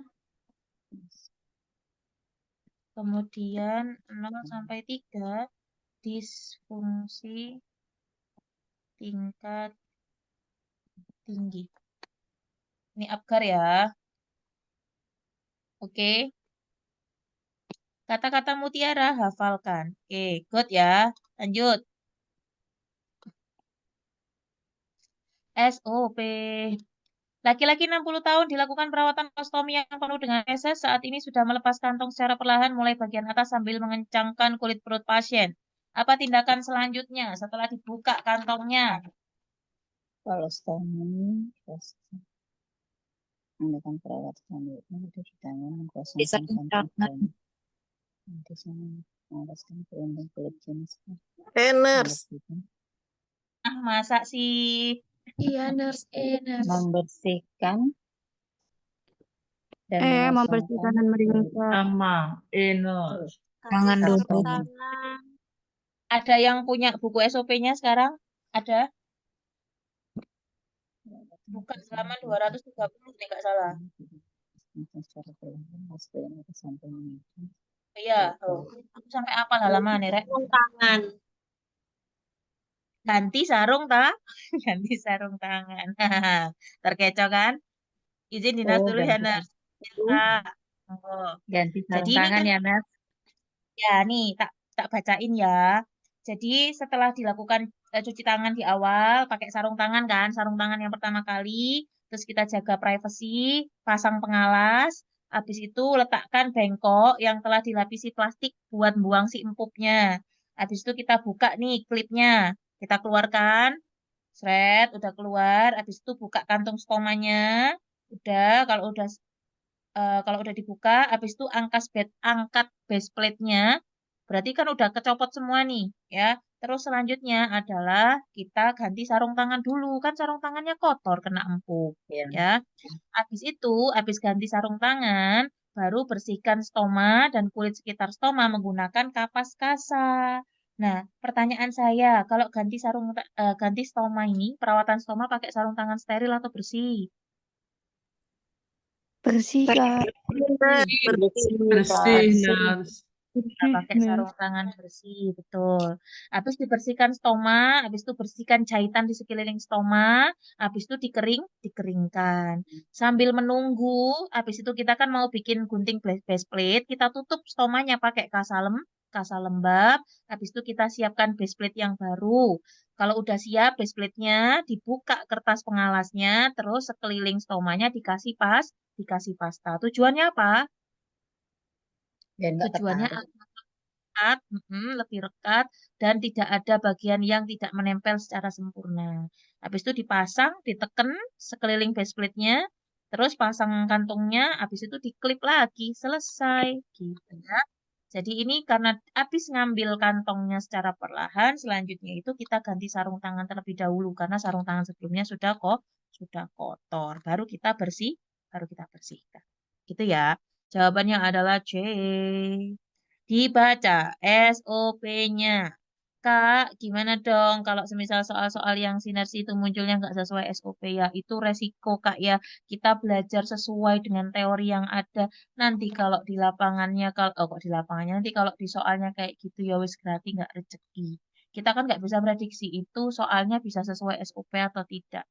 Tapi kalau saya sendiri patokannya, ya, siap. Kalau saya sendiri patokannya ya, kita patokan dari buku yang mereka buat gitu ya. Ada Kak siapa ya? Semalam tanya Kak Alaisia kayaknya. Kak ini di sini kok ini tarik nafas dalam itu loh Kak SOP TND. Harusnya kan habis tarik nafas dalam dari hidung, itu kan ditahan dulu, terus dikeluarkan pelan-pelan lewat mulut ya. Tapi di sinergi itu dikeluarkannya lewat hidung. Bingung nggak? Bingung. Karena nggak sesuai dengan yang diajarkan gitu. Nah, kalau kayak gitu gimana, Kak? Ya wis, oh, alam bisawab, aku juga nggak bisa jawab ya kalau kayak gitu ya. Karena mungkin kunci mereka itu entah lolos atau gimana ya nggak paham. Soalnya nggak sesuai dengan SOP yang ada. Nah, di sini tadi Kak Feldi, setelah kita lepas kantongnya, kantong stomanya itu tadi kan dibuka dulu, dibuang empuknya, habis itu dilepas plastiknya, habis itu base plate-nya diangkat, habis ngangkat base plate, udah keangkat semua, baru kita lepas sarung tangan, karena sarung tangannya kotor, Kak. Habis sarung tangannya kotor, kita ganti sarung tangan baru, terus kita bersihkan kulit sekitar stomanya, terus bersihkan jahitannya juga, baru kita keringkan. Habis itu tutup stomanya pakai kasa lembab sambil kita nyiapkan base plate yang baru. Habis base plate baru disiapkan, kita lepas pengalasnya itu kan kayak ada kertasnya gitu di base plate-nya, dilepas, terus dikasih pasta tadi biar merekat secara sempurna, terus kita pasang, kita teken-teken biar nempel. Habis itu kita pasang plastiknya, terus kita klip lagi dan sudah selesai gitu ya. Ada di halaman 230 kalau yang punya buku secara fisiknya. Kalau tidak ada di PDF-nya nanti coba teman-teman lihat ya di halaman berapa atau di lembar berapa, aku lupa. Lanjut ya. Nomor 14. Nah, ini nih. Tadi yang nanya terkait batuk-batuk tadi. Soal nomor 14, seorang laki-laki 65 tahun dirawat di ruang penyakit dalam dengan riwayat PPOK. Klien mengeluh bernafas berat, sering batuk tapi sulit mengeluarkan dahak, dahaknya kental, sulit tidur karena sering batuk. Hasil pengkajian TD-nya 110/70, nadi 98, nafas 22, suhu 375. Klien mengatakan malas minum air putih. Tindakan yang dilakukan pada kasus tersebut apa?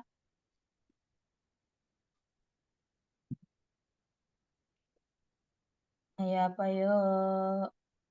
Ketika kolaborasi pemberian inhalasi. Yo, oke. Ada jawaban lain? Pemberian inhalasi.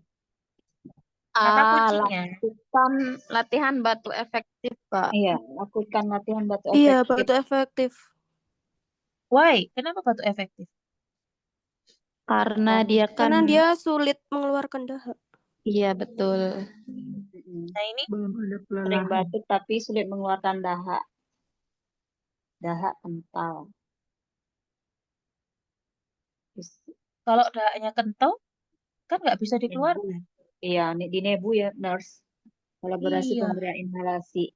Nah gini, ini cara saya pribadi membedakan kapan pakai batu efektif, kapan pakai FT, kapan pakai kolaborasi inhalasi. Nah, di sini kakak betul boleh ngambil batu efektif dengan catatan ini nggak ada. Dahak kental. Dia bisa batuk, tapi nggak iso ngeluarin dahak. Berarti kemungkinan curiga kita batuknya adalah tidak efektif. Kalau batuk tidak efektif, berarti latih batuk efektif. Efektif. Kemudian kalau ini tak hapus, kelihatan ada dahaknya kental. Logikanya dia ini nggak bisa batuk, terus ternyata dahaknya itu kental. Tidak bisa Kalau mengeluarkan dahaknya dahak. kental, maka yang harus dilakukan adalah ya encerkan dulu. Kolaborasi Ini. pemberian inhalasi. Encerkan. Kalau udah encer, nanti harapannya lebih mudah untuk dikeluarkan. Keluarkan. Gitu. Terus kapan kita lakukan FT? FT itu sulit mengeluarkan dahak juga. Tapi nggak ada embel-embel ini ya, nggak ada embel-embel kental loh ya Kak. Cuma sulit mengeluarkan dahak, kemudian pasien ada kelelahan. Ini batuk, tidak efektif. Kak, berarti kalau batu efektif dan fisioterapi dada itu tidak ada kata-kata sekret kental gitu ya? Yes, betul.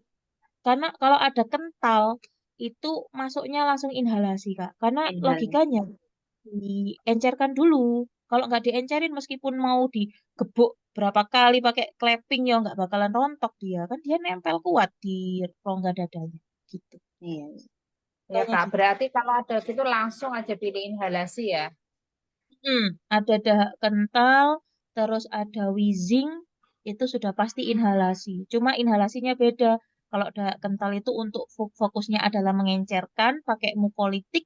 Kalau yang wheezing itu fokusnya adalah bronkodilator untuk melebarkan jalan nafas. Ya. Nah, batuk efektif kelelahan karena batuk. Ya, kelelahan karena batuk. Kadang ada di soal gini, pasien saat batuk itu merasa kelelahan, merasa lelah. Jadi mungkin saking batuk berkali-kali ya, akhirnya dia tuh capek. Nah, kalau dia udah capek gara-gara batuk, ya jangan dilatih batuk efektif lagi, ya tambah capek.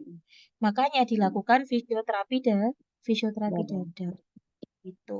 Ya, saya tak tulis ulang aja ya, biar nggak berantakan kayak gini. Di belakang sini aja deh. Lebih lebar.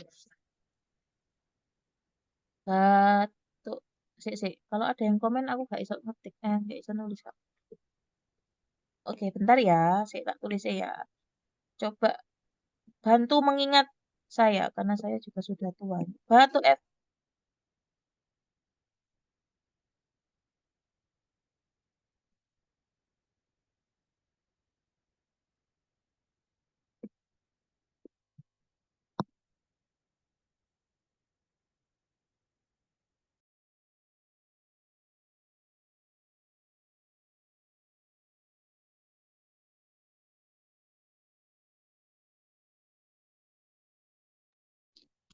Kak, ada suaranya tuh Kak.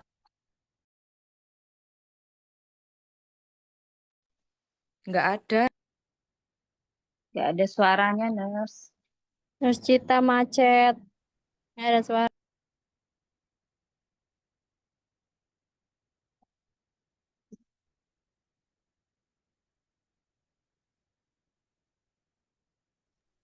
Kayaknya Nurse Cita keluar dari Zoom.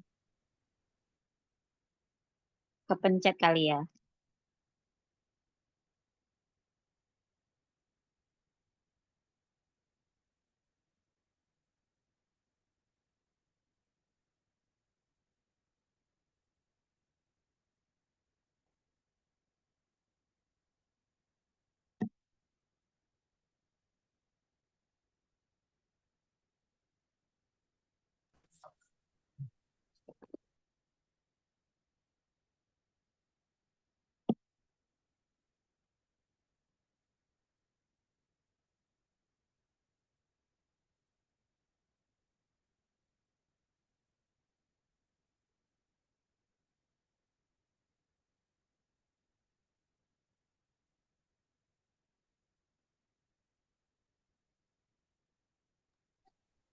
Tidur Halo dulu Kak, sebentar.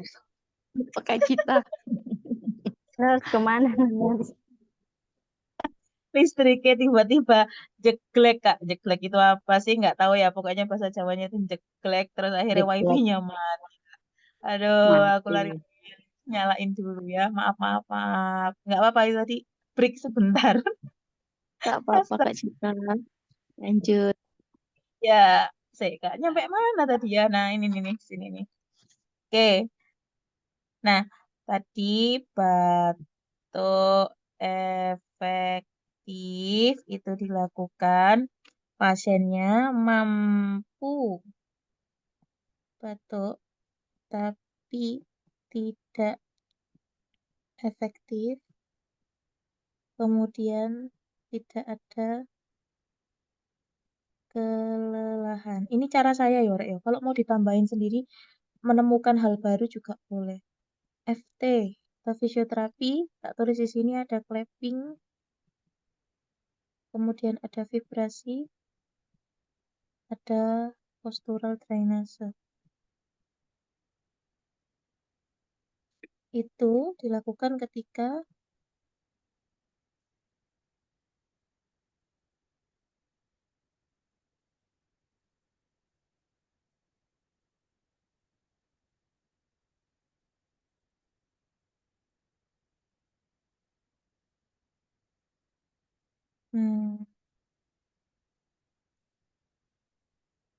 atau yang lain. Kemudian ini 1, 2, yang terakhir inhalasi Nanti pasti dilakukan ketika dahak kental pasti. susah dikeluarkan. Sorry. Kak, kalau kata-kata susah dikeluarkan, itu bisa juga muncul di batuk efektif, bisa juga muncul di FT. Cuma highlight dari inhalasi itu ini ya, dahak kental ini ya. Karena kalau kental ya sudah pasti susah dikeluarkan. Kemudian yang satu lagi ada penyempitan jalan napas akibat respon alergi atau asma. Kalau yang ini bronkodilator, kalau yang ini mucolitik. Wes, ini Kak. Nah, Udin, tak screenshot. Nanti ingetin aja habis ini biar tak kirim di WA. Ini ya, jadi batuk efektif itu dilakukan ketika pasiennya mampu batuk. Maksudnya kalau di situ dibilang mampu batuk itu pasiennya itu tampak batuk berkali-kali tapi tidak efektif. Nah, itu bisa dilakukan batuk efektif. Maksudnya batuk tidak efektif itu kayak gimana? Kayak gini nih. Kayak batuknya orang bercanda itu loh. Ya. Kalau yang batuk yang efektif itu kan gitu kan bisa langsung keluar, ada tekanan yang maksimal gitu ya. Kemudian kalau FT atau fisioterapi dada, nah itu ada clapping di puk ya, terus habis itu divibrasi digetarkan, terus yang terakhir ada postural drainase, itu pada pasien yang mampu batuk, tapi pasiennya tuh udah kecapean akibat terlalu sering batuk. Teman-teman ngerasain kan, kalau batuk terus-terusan tuh capek nggak? Capek. Capek. Kalau udah pasien kecapean kayak gitu, terus teman-teman, ayo Pak, kita latihan batuk efektif. Yang ada pasienmu nanti tambah ngap ya, Tambah gitu. ngap, tambah pingsan. Pingsan gara-gara disuruh latihan batuk efektif. Iya, nurse. Kemudian inhalasi itu dilakukan ketika dahak kental ya. Dahak kental ya logikanya kalau kental ya harus diencerkan dulu. Nah, ngencernya kayak gimana? Ya pakai obat-obatan lewat inhalasi tadi. Kak, semisal nggak ada option inhalasi, tapi ada option gini. Kolaborasi pemberian obat antimukolitik. Obat oral antimukolitik. Dipilih nggak kira-kira kalau misal ada dahak kental, tapi nggak ada option inhalasi, tapi optionnya itu pemberian obat-obatan secara per oral untuk antimukolitiknya. Dipilih nggak? Dipilih. Dipilih. nurse.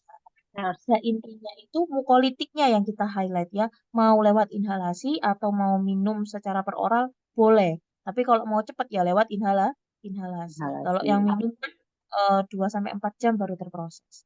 Kemudian kalau yang bronkodilator atau untuk melebarkan jalan nafas, itu biasanya terjadi pada pasien-pasien dengan ada respon alergi atau asma.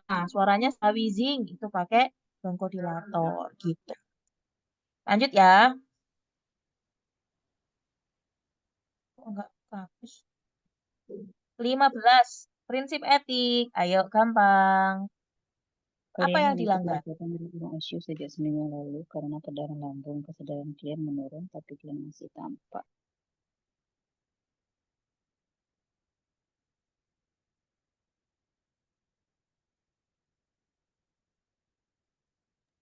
D.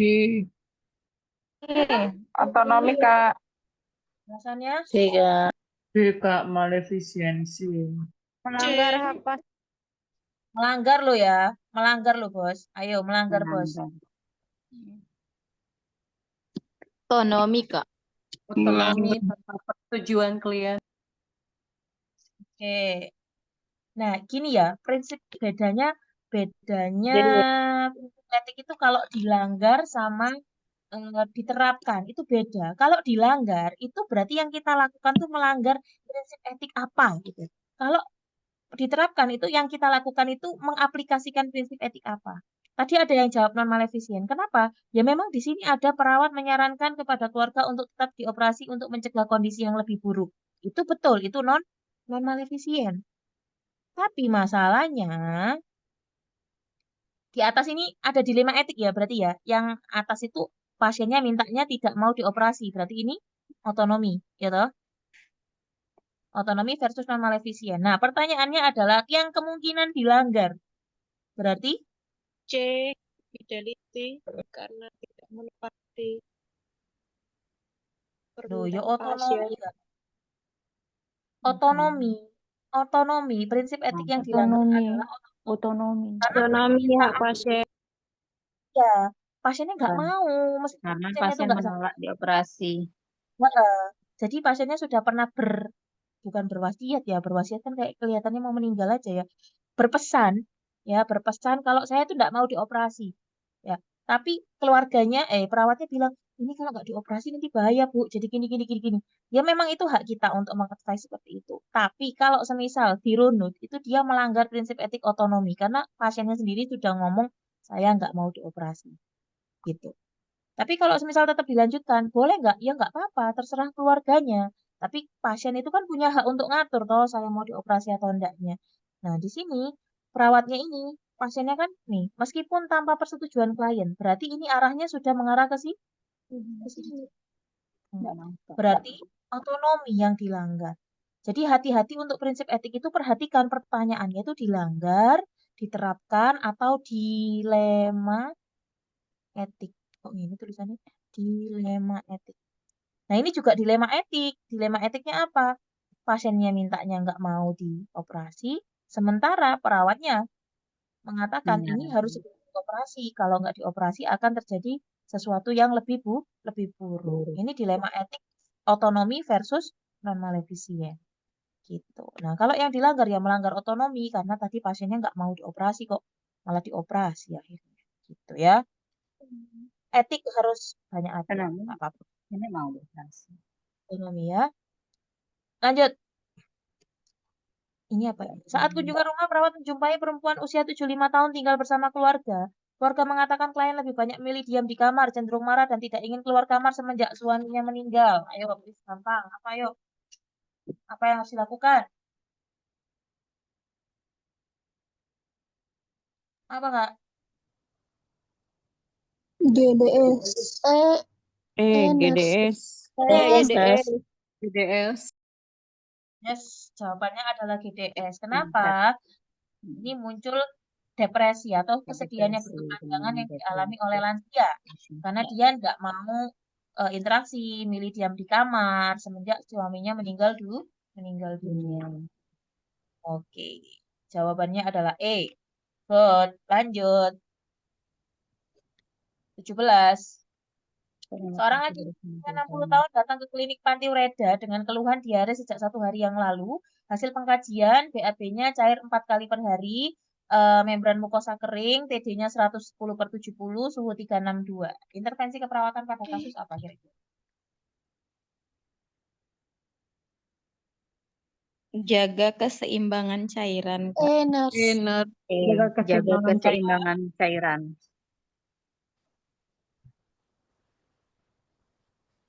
Alasannya apa?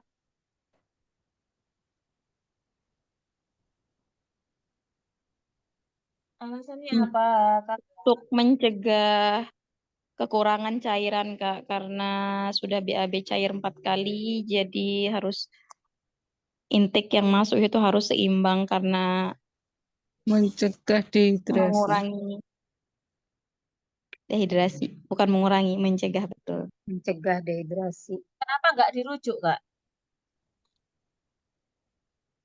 Karena BAB-nya baru 4 kali, Ines. Masa ya dikit-dikit rujuk, Nurse? Baru 4 kali ini. Iya, Ya udah, baru 4 kali, Nurse.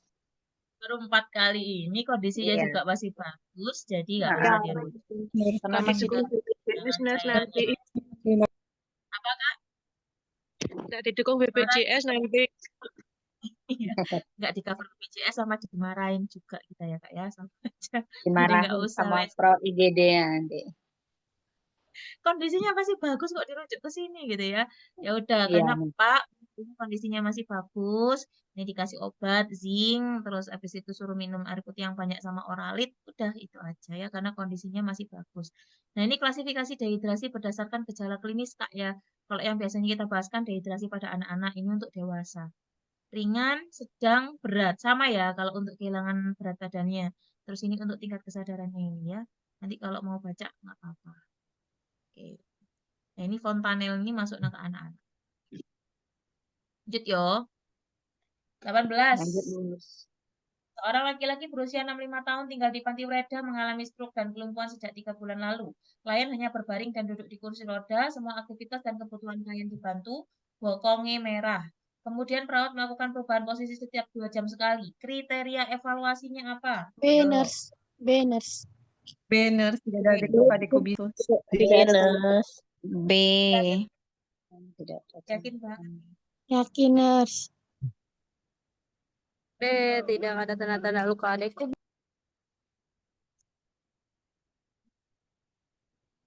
Oke, B. Tidak good. ada tanda-tanda luka dekubitus. Caranya begini ya, teman-teman ya, buat yang baru bergabung. Untuk mencari kriteria evaluasi harus diketahui dulu MK-nya atau masalah keperawatannya apa. Masalah keperawatannya apa di sini, Kak? Apa? Hanya berbaring Kalau dan udah duduk. Hanya berbaring, Nurse. Bokong terlihat merah. ya, iya, masalah keperawatannya apa? Diagnosanya Resiko belum. kerusakan Kerusakan integritas kulit. Oh, merah itu Apa? udah di epidermis. Sorry, kerusakan. Integritas kulit. Kalau udah tahu ada kerusakan integritas kulit, sudah ada merah-merah, oke, dilakukan perubahan posisi. Ini intervensinya. Kita lihat ya, setelah tahu masalah keperawatan atau diagnosanya, kita lihat intervensinya. Oh, intervensinya adalah perubahan posisi. Posisi Terus tahu terjadi sekali. perubahan posisi itu fungsinya adalah untuk meningkatkan apa? Meningkatkan Sirkulasi darah. pada jaringan yang tertekan. Berarti kalau sirkulasinya meningkat pada jaringan yang tertekan, maka harapannya adalah tidak muncul tanda-tanda luka dekubitus. Dekubitus. Ya, caranya gitu ya. Pokoknya yang ditanyain kriteria evaluasi, terus implementasi, intervensi, itu cari dulu MK-nya baru bisa ditentukan mau pakai intervensi apa, implementasi apa, atau kriteria evaluasinya seperti apa. Gitu ya. Baik, Oke, Nis. lanjut. 2 lagi.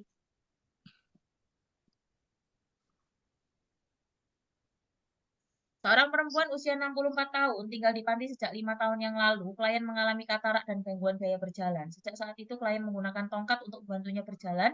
Klien menyatakan tidak berani jalan jauh karena takut dijatuh disebabkan lingkungan sekitar panti yang berundak dan lantainya licin. Diagnosanya apa? Resiko jatuh. Jatuh, Jatuh. bukan gangguan mobilitas fisik. Enggak.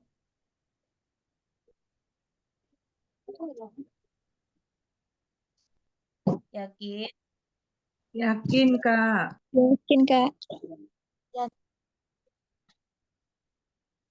Oke, jawabannya adalah resiko jatuh ya. Nih, resiko jatuh tuh ini nih ya. Beresiko mengalami kerusakan fisik dan gangguan kesehatan akibat jatuh. Faktor resikonya usia di atas 65, riwayat jatuh, ada alat anggota berat apa sih buatan, penggunaan alat bantu berjalan, penurunan kesadaran dan yang lain sebagainya. Gangguan pendengaran, penglihatan, keseimbangan juga bisa salah satunya menyebabkan resiko jatuh. Apa bedanya dengan resiko cedera? Resiko cedera itu tidak hanya pada usia di atas 65 tahun, tapi siapapun bisa mengalami cedera. Dari usianya bisa kelihatan. Kemudian untuk penyebab-penyebab yang lainnya, biasanya resiko cedera itu berhubungan dengan permasalahan yang ada di sistem sensorik atau sensorik, sistem neurologis atau bagian otak, dan cedera jatuh itu sudah pasti cedera. Kalau cedera belum tentu jatuh, gitu ya. Bedanya di situ. Terakhir, jam berapa sih ini? Oke. Seorang perempuan usia tinggal di Panti Ureda. Klien mengeluh nyeri punggung sejak 1 minggu yang lalu. Klien terlihat hanya tiduran saja. Skala nyerinya 4. Sudah mengajarkan relaksasi nafas dalam untuk mengurangi keluhan. Kriteria keberhasilannya apa? Nurse. Nurse. Nyerinya MK-nya apa? berkurang. Nyeri MK-nya akut. Tanya ya, caranya gitu ya. Kita runut kayak biasa ya Kak ya. MK-nya nyeri akut. Tensinya tarik nafas dah. TND. Kriteria Kasih nafas dalam. Kriterianya sesuai dengan MK dan TND berarti penurunan skala nyeri alias nyeri Berkurang. berkurang. Oke, good. Bukan ini ya, ini bukan. Klien mengkonsumsi obat penghilang nyeri ini enggak ya. Jadi jawabannya adalah D. Klien mengatakan nyerinya berkurang.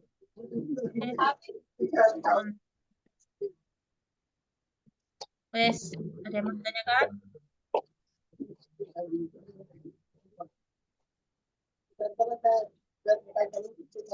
Harus mau bertanya, Silakan. bagaimana cara membedakan antara MK diare dengan hipovolemi? Oke, sudah bisa tertebak. Gimana cara bedainnya? MK, hipovolemi, dan diare. Oke, Kak Danis, habis ini tak bahas ya. Hipovolemia dan diare. Kapan kita ngambilnya? Ini case-nya ceritanya diare ya, Kak ya.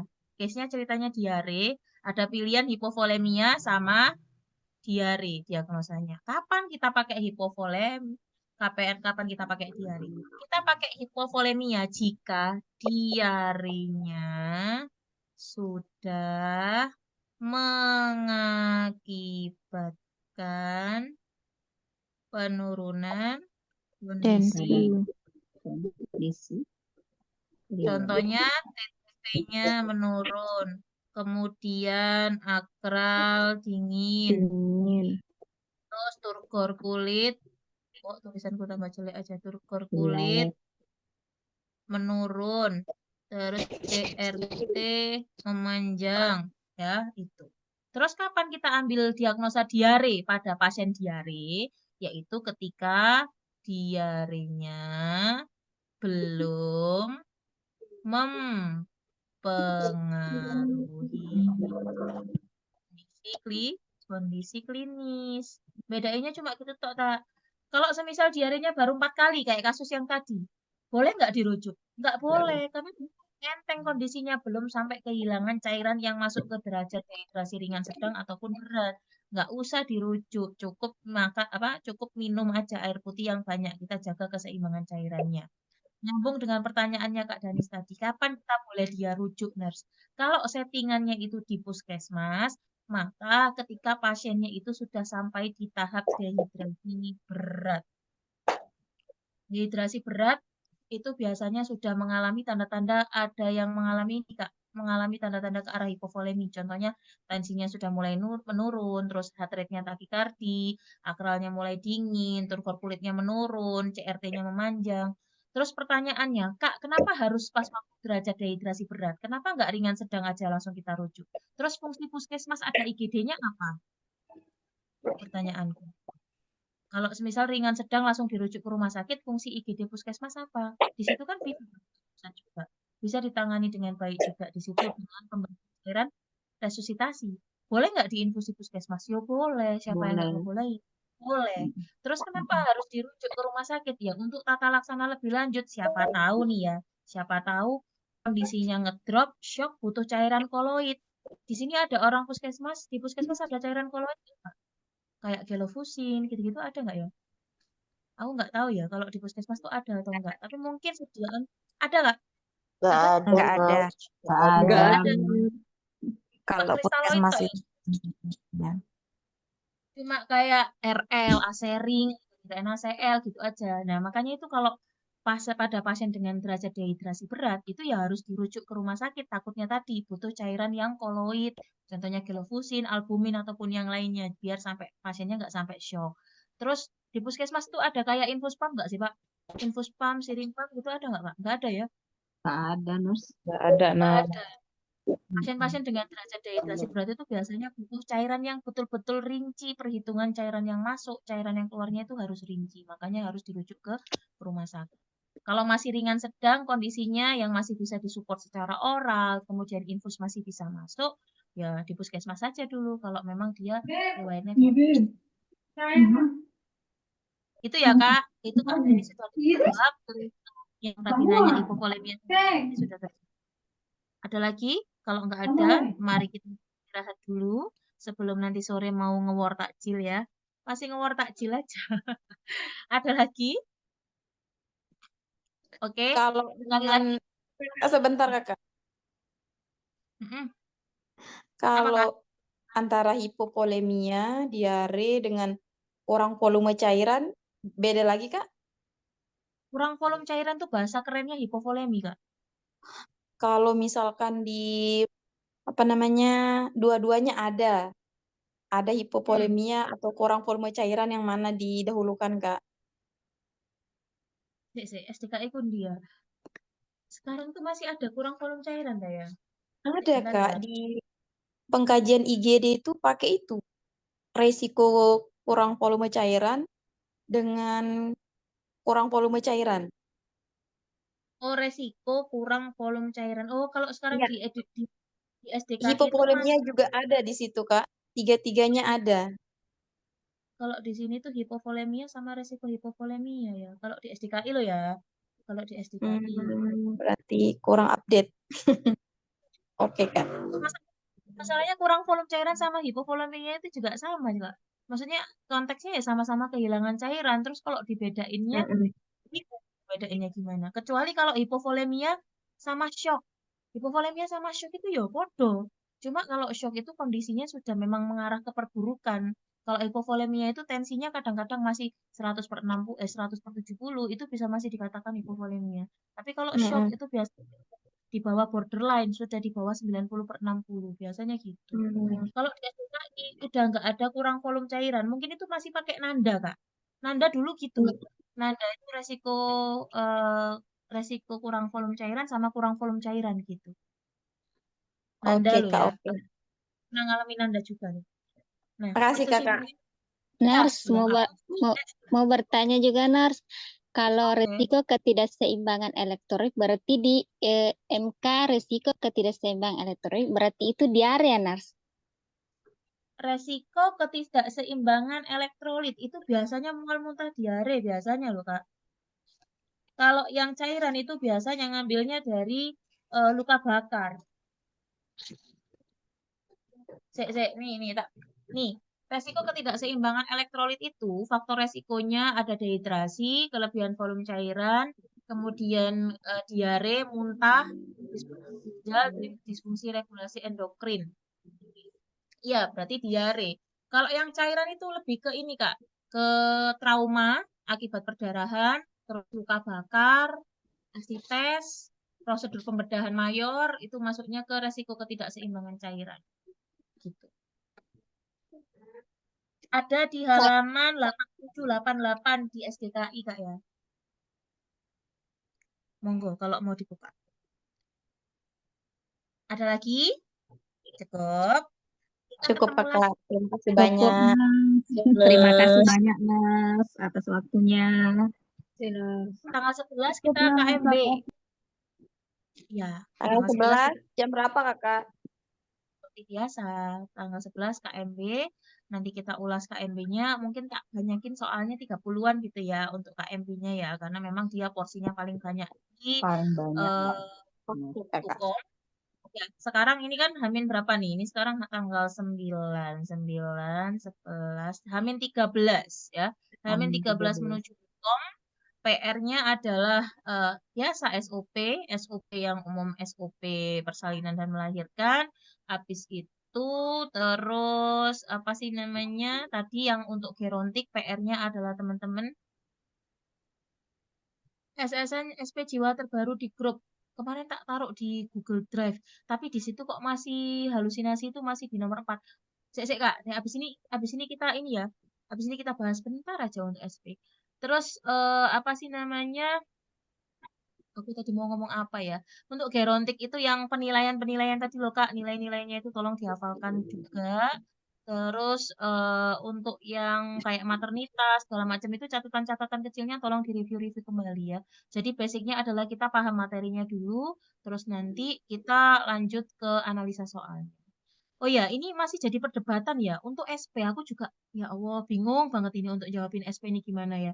Jadi antara SP yang dibilang yang terbaru, kan dulu saya kuliah itu SP yang lain itu obat itu di nomor 4, nomor 5 gitu Kak, aku lupa ya.